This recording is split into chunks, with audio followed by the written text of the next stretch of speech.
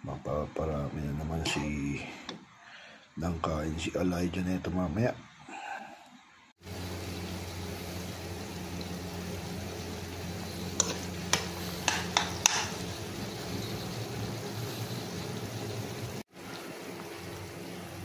Lagay tayo ng isang kutsarang na bagoong po. Sila lang na po ang gagawin natin. So, may natirang white fish sa freezer namin.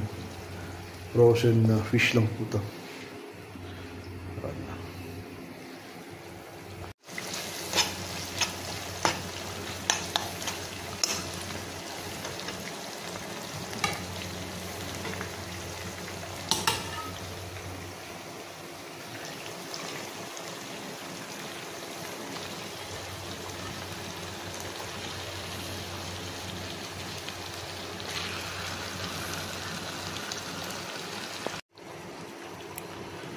Balik rin natin kaluto para maluto rin yung kabilang dako para medyo malalim yun kabilang dako para malayo.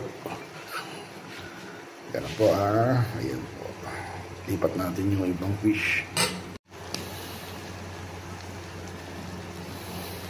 kasi mga kaluto medyo malambot lang tong isda na to Yun yung frozen na nabibili sa market.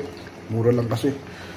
Ito, halo-haluin na natin. Lagyan natin ng gata para pag lumambot yung isda, kakapit na po yung lasa ng coconut milk sa niluto natin. Saktong paglambot ng isda yan. Sige po, balikan po natin mamaya. Wait lang po. Papalambutin muna natin.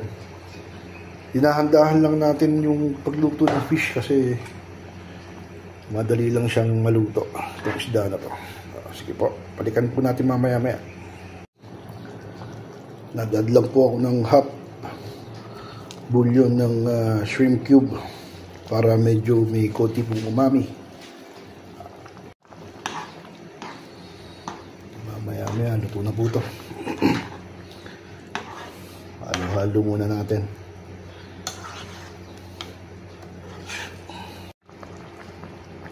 Ito po mga kaluto, mga 20 minutes natin itong pinakuluan.